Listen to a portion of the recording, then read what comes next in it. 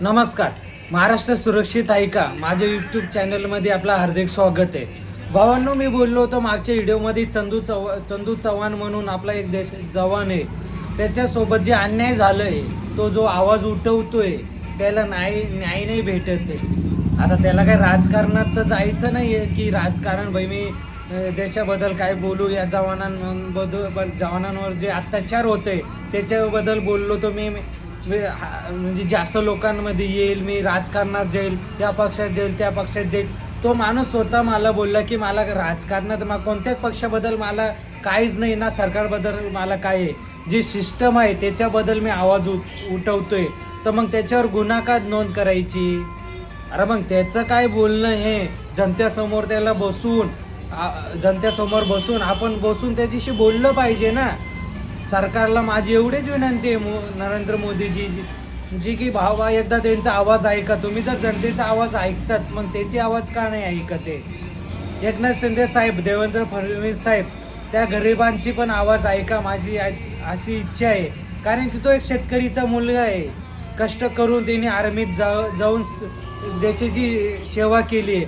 मग त्याची सेवा आता त्याची सेवाची काय, त्याचा परिवार कुठं जाणार? 2 पोरांना घेऊन तो फिरतोय, कोटांची चक्रा काढतोय, तारीखवर तारीख येते त्याला. माझं बोलणं झालं तो मला एवढं स्पष्ट बोललं की जे जवानावर अत्याचार होतोय, काही गोष्टी होत असेल तर म्हणूनच तो बोलतोय ना. मग त्याचं असं म्हणणं आहे की माझी बाजू ऐकून घेतली पाहिजे, त्यांना पेन्शन नाही देते, सरकारची पेन्शन त्यांना भेटली पाहिजे ना.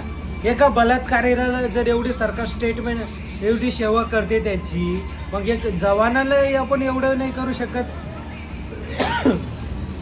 आपण फक्त इंस्टाग्राम, ऑनलाईन, फेसबुक, व्हॉट्सअपवरच देश सेवा करतो का? अरे जनतेने सेवा केली पाहिजे ना, जनतेने आवाज उठवलं पाहिजे ना त्या माणसांचं. तुम्ही मागच्या व्हिडिओमध्ये बोललेलो, मला व्हिडिओ लाईक करू नका, काही नका करू, पण त्या जवानांसाठी व्हिडिओ शेअर करा ना, लाईक करा, शेअर करा. कारण की माझ्यासाठी नाही पण त्या जवानांसाठी ते सेव्ह करा. आजच माझं बोलणं झालं ते चंदू चव्हाणांसोबत. चंदू चव्हाण जवान आहे आपला आर्मीचा. 52 तो चुकून पाकिस्तानमध्ये गेलेला, त्याला तिथून 6 महिने की 3 महिन्यानंतर आणलं गेल्यानंतर काही दिवसानंतर त्याला काढण्यात आलं. का की तो आवाज उठवत होता की जवानांवर जे अत्याचार होतात की त्यांना घरचं काम करून घेतात, त्यांच्याकडून बाकीच्या गोष्टी करून घेतात. मी त्यांच्याशी बोललो की ते मला बोलले की मी आता जर तारीखला आलो मुंबईला तर तुमच्याशी भेटून आपण बोलू. काय नाही की याशिवाय माझं बोलून काहीच फायदा नाही. मी व्हिडिओ बनवणार, टाकणार, पण भावांनो जी ताकद आहे ते तुमच्यात आहे. मोठे न्यूज चॅनल हे आवाज उठवणार नाही, कारण की त्यांना फायदा नाही वाटत ना. माझं एवढंच म्हणणं आहे मोठे चॅनलला, तुम्ही या गोष्टी दाखवा. अरे तुम्ही जर तो एकच नाही आहे, चंदू चव्हाण हा एकच माणूस नाही आहे जे त्याच्यावर अन्याय झाले. असं हजारो सैनिक भेटतील की त्यांनी 14-20 वर्ष देशाची सेवा केली, पण त्यांना काढून टाकलं, त्यांना पेन्शन नाही भेटत आहे, त्यांना आता परिवारला कसं चालवायचं ही एक मोठी गोष्ट आहे. एक नेत्याला जर सरकार पेन्शन देऊ शकते, तर एक नेत्याला जर सरकार एवढं पोषू शकते, काय बोलतात, पेन्शन बोला, त्यांना सरकारी बंगला बोला, त्यांना राहण्या पिण्या खाण्याची सगळी सेवा सरकार देते, मग या जवानाला का नाही द्यायची? जवानासाठी आपण आवाज उठवलं पाहिजे ना. आपण आवाज उठवलं नाही तर भावांना विचार करायचं, जर उद्या तुमच्या घरातलं कोणी देशसेवासाठी गेलं आणि त्याच्यावर हा अन्याय झाला तर मग आवाज कुठं? आपण कधी इंडियन आर्मीचे नाव येतो म्हणून आपण कुठं नाव उचलत नाही ना, आपण त्यांचा विरोध करतो, पण ते त्यांच्या इंडियन आर्मीच्या नावाच्या पाठीमागं काय होतंय हा याचा विचार कधी केलाय का? तो चंदू चव्हाणला काही राजकारणात जायचं आहे का? त्याला करोडो रुपये छापायचं आहे का करोडोचं बंगलं बांधायचं आहे का? नाही. त्याचं असं म्हणणं आहे की बाबा जे माझ्यावर अन्याय झालं ते सरकारने बसून माझी बाजू ऐकली पाहिजे आणि त्यांना न्याय दिलं पाहिजे ना. तुम्ही केस करणार, किती केस करणार आहेत मला सांगा ना? एक जवानावर किती केस करणार आहे? अरे पुढं व्यक्ती देशाची सेवासाठी जातोय तो विचार करून जाईल का? जगात कोणतं पण व्यक्ती देशाचं नाव काढलं तो कधीच विचार नाही करणार की माझ्यावर किती अन्याय होणार आहे पुढं, मला काय सेवा आहे, माझा काय फायदा नुकसान काहीच बघत नाही. पण तो काय विचार करतो की बाबा देशाचे विषय आहे तर मी देशासाठी पुढं जातो आणि देशाची सेवा करतो. तो परिवाराचा कधीच विचार नाही करत. मग आपण का करतोय? सरकारने पण त्यांची बाजी मांडली पाहिजे ना, सरकारने पण त्यांची बाजू ऐकली पाहिजे ना.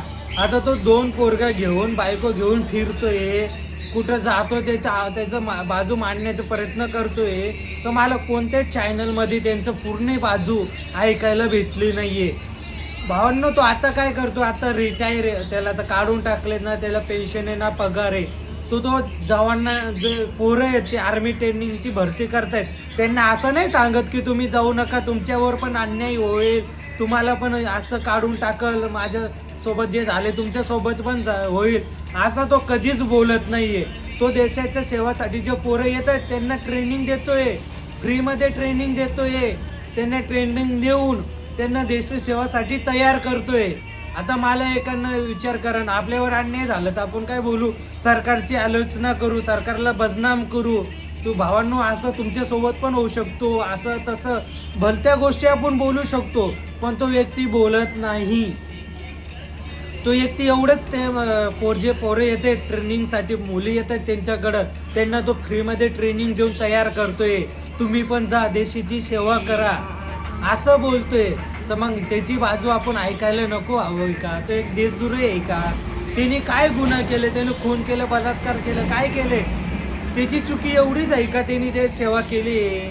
अरे भावांना, आता तरी तुम्ही जागे हो, त्याच्यासाठी तरी आवाज उठू. तुम्ही मी सगळे मिळून आवाज उठवलं पाहिजे. माझ्यासाठी व्हिडिओ शेअर करू नका, माझ्यासाठी काहीच करू नका, ते जवानासाठी व्हिडिओ शेअर करा.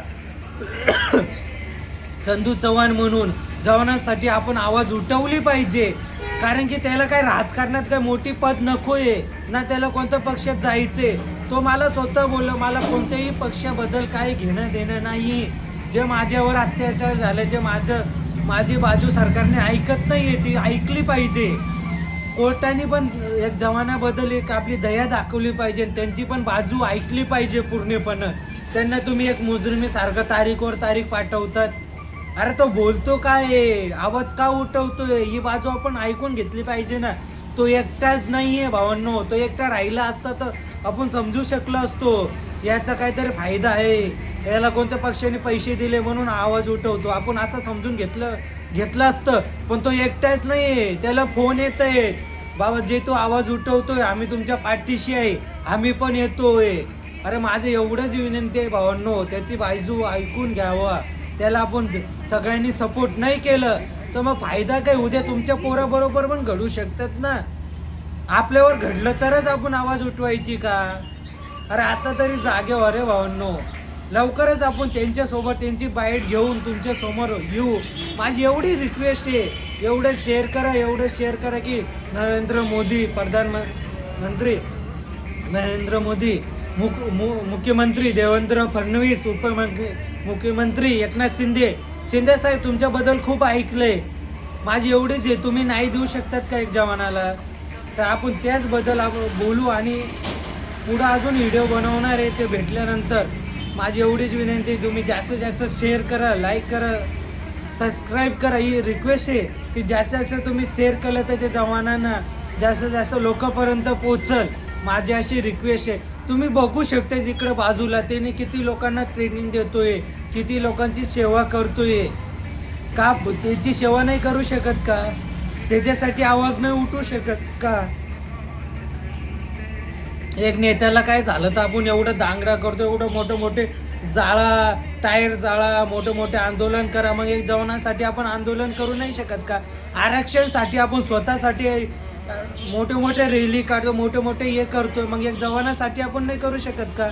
त्या जवानांनी असं बघितलं का तू या जातीचे त्या जातीचं आहे, मी तुझ्यासाठी सीमेवर जाणार नाही, देशासाठी सेवा करण्यासाठी जाणार नाही, तू या जातीचं आहे त्या जातीचं आहे. त्याने हा विचार कधीच नाही केला आहे. जर आपण आरक्षणसाठी एवढा आवाज उठू शकतो तर त्याच्यासाठी आवाज नाही उठू शकत का? माझा कोणत्याच जातीला आणि कोणत्याच धर्माला विरोध नाही आहे, पण माझं एवढे आपण जर स्वतःसाठी एवढा आवाज उठू शकतो तर त्याच्यासाठी आवाज नाही उठू शकत का? अजून जास्त बोललो तर व्हिडिओ खूप मोठी होईल भावांनो. तर आपण पुढच्या व्हिडिओमध्ये अजून बोलू चंदू चव्हाण सोबत. तर माझी विनंती आहे, इकडं बघू शकता त्यांनी देशासाठी किती सेवा केली आहे. तर तुम्ही पण सेवा करा, तुम्ही पण आवाज उठवा त्याच्याबद्दल, त्याच्या समर्थनामध्ये आपण आवाज उठवला पाहिजे. तर भेटू आपण पुढच्या व्हिडिओमध्ये. लाईक करा, शेअर करा, कमेंट करा, कारण की तुमचा सपोर्ट माझ्यासाठी खूप. तिसरा की चौथा व्हिडिओ आहे, पण मला माहिती आहे तुमचा आशीर्वाद आहे माझ्या पाठीशी, म्हणून मी घाबरणार नाही. मला जेवढं विरोध आला, जेवढं मला कमेंट आलं, ते सगळ्यांना सामोरे जाऊन मी पुढं जाणार. मी आता काही थांबणार नाही. चला भेटू. नमस्कार भावांनो, काळजी घ्या स्वतःची. जय महाराष्ट्र, जय जवान, जय शिवराय.